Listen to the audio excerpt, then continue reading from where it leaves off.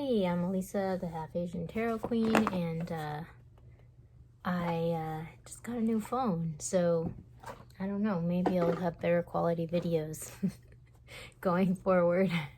Yeah, this is going to be a reading for the new moon in Taurus. I think I mentioned I've been going back to work, so I probably won't be doing readings quite as often, but I'll still do them,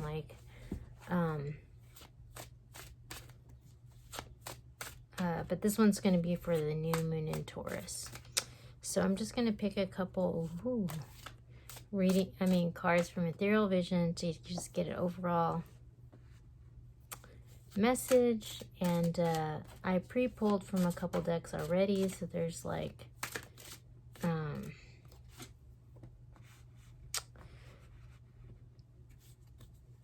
there's a big story coming through, we'll just say that. So, whoa. All right, one more.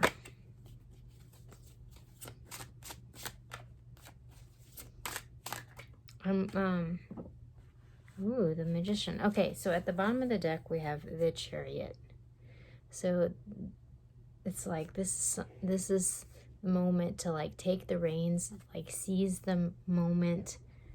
Carpe Diem. This is it. So we got Judgment, we got the Artist, we got the Ace of Wands, we got the Two of Cups, and we got the Magician.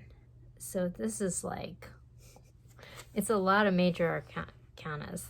This is definitely that might be the name of this reading, Carpe Diem, because this is just really taking the reins, seizing the moment. There's this karma that's happening, and this person is just in their flow, full of passion.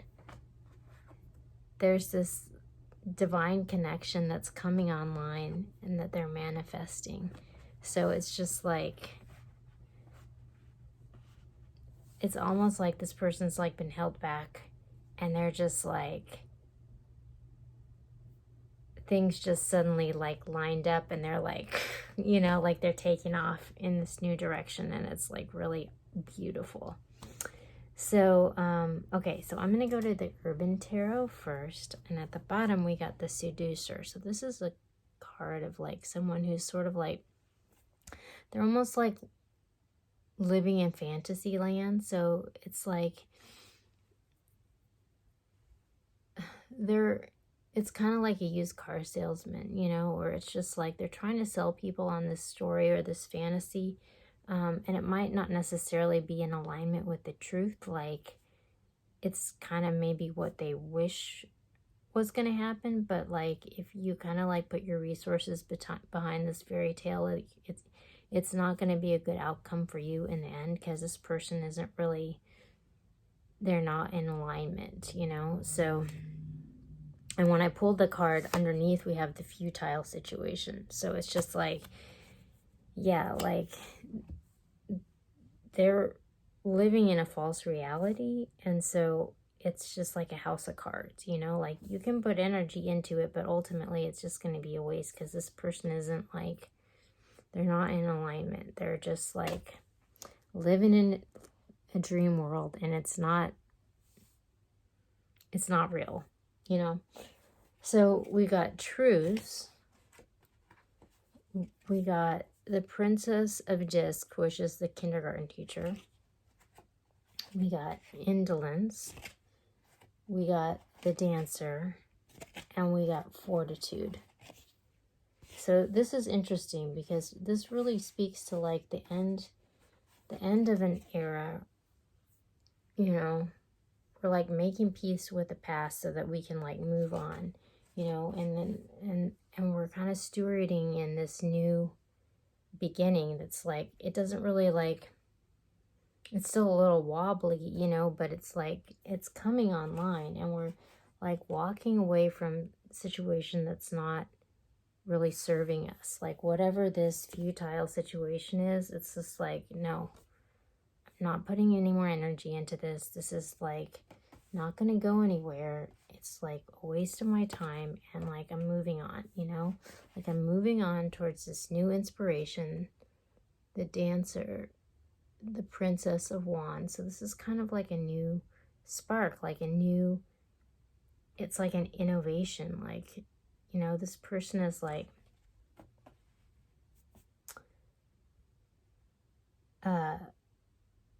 they're not like following the tried and true trail. Like they're like moving forward on their own path. And then we have the Nine of Wands. So this is like in the traditional deck, the Wounded Warrior card, but this is like in this card deck, it's Fortitude, and it's like this mailman who's like delivering the mail, like in the snow and ice and sleet, you know, and he's out there like putting the mail out. So it's just like, it looks like someone's kind of maybe trying to move past this kind of BS situation. But in order to do that, it's going to take strength. I mean, they're going to have to like white knuckle it to like get through, you know, but it's happening, you know, it's definitely happening. And then when I go to the mystical shaman, so this is kind of like a more spiritual bent on the situation, because, you know, this urban tarot it's a little harsh, you know, but like that's what's happening on the ground, you know. But in the spiritual realm, we have fire. So like there's this situation is transforming. Like it's not super pleasant in this moment right now, but like keep pushing forward, you know, because it is changing. And it's interesting because when I have the 5 cards, and it's flanked by, on one side, the upper world, and on the other side, the lower world. And in the middle, we have the council, which is crazy because I've never gotten this card before. This is like, I think the only card that I've never gotten before, but I got it in this reading. And then, so it's like we have the upper world and the lower world, you know, so it's just like the blessings from the heavens and like transforming some sort of lost part of ourselves that like has needed to be healed. And in doing that, it's like we come into alignment with this council, like this council of luminous beings, which is really kind of like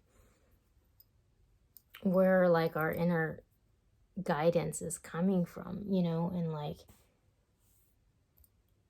to like live life to its fullest. It's like you have to like really be able to just like trust that guidance, you know, and like be fearless and like just like love fully and forgive fully and just like dare to like dream, you know, like that's just like no fear, like you're out there and like you can totally trust this instinct because you've healed all there is to heal and you have the support of the heavens, you know. And then the cards in between, we have the luminous warrior, which is someone who's like healed all their wounds and they have no enemies. There's no obstructions. They're like this open channel for like the divine, and like they're just like basically walking through life without fear, and like they've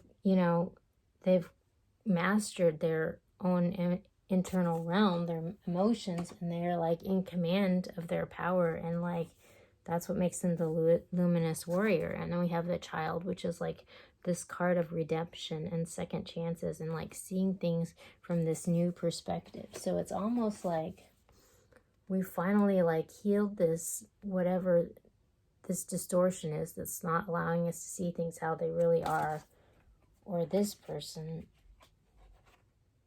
how this person is seeing it. And we have the support of the heavens. And so now it's just like, all right, all the stars are aligned. There's nothing to hold you back anymore. Like it's time to just go for it. Like totally full bore go after your dreams, because this is the moment, you know. Like we've got like all these major arcanas, like everything is lined up. So it's just like someone's been like almost like held back by this thing. And like right now they're just like pushing through. They're pushing through like all this ice and sleet and snow and like barriers. But like once they get past this, like it's like the world is wide open, like into the great wide open, like the Tom Petty song, you know. And then when I go to the animal spirit oracle, I got earthworm, the vulture, and we got the frog. So this is really interesting message, because the earthworm is all about kind of being a novice at something, and like maybe not being totally confident about yourself, but like actually you should be, because the thing about being a novice is like you might have a unique perspective on something that like all these experts are like looking to you, because you have this insight that nobody has, and you're the earthworm, you know. And the vulture is all about just like cleaning up like the detritus and like stuff that's like dead, and like recycling it, you know. And it's interesting because like the earthworm does that too, like in the dirt, like transforms like all this rotting food and like makes it into like gold, black gold, you know. And like that's kind of what the vulture does with like animal carcasses, you know. So it's interesting that they both, you know, so we're recycling the situation. And like, and then we have the frog. And the thing about the frog that's interesting is the frog sort of goes through this transformation and this healing in the water. And they're like super sensitive, you know, and there's like all this emotion, but then they like heal, and then they go and live on the land. So it's just sort of like, in order, you know, to come into command of yourself, you have to go into this lower world, into the emotional realm, and heal all of that so that you can like live on the land, you know. But like that's sort of happened. It's like you're ready now. Like it's kind of like you are a Jedi. I think there's a really old reading about something about Jedis that I'm going to link here, because it's like from a long time ago, but I just thought of that. So this is like a really like good reading. I'm going to go to the Queen of the Moon oracle, and because it is a new moon in Taurus, and see what I come up with. But like, yeah, it's almost like someone's like, yeah, like graduating from Jedi training, and like now they're going out into the world, and like it's time to do your thing, like let your freak flag fly, like show us what you got, you know, like this is your moment, kind of. These are all readings that I've done in the past. I might try to link some of them because they might be relevant. Okay, I'm gonna pull one more. Oh my gosh. Okay, wow. Okay, so at the bottom we have sovereignty. So that's the Queen of the Moon. Like some, you know, I mean, sovereignty is kind of like the luminous warrior. Like you've totally come into command of your watery realm, and now you're a sovereign being, you know. And then we have beauty, we have wisdom, and we have power. It's like, wow. It's like, that's like totally in your flow. Like you've learned all these harsh lessons, you're ready, and it's time to step into your power, because you are a sovereign being. Wow, this is like a really powerful reading. But like, you know, it's like this person can like overcome anything, you know. It's kind of like that. So happy new moon, and yeah, I hope it's a good one.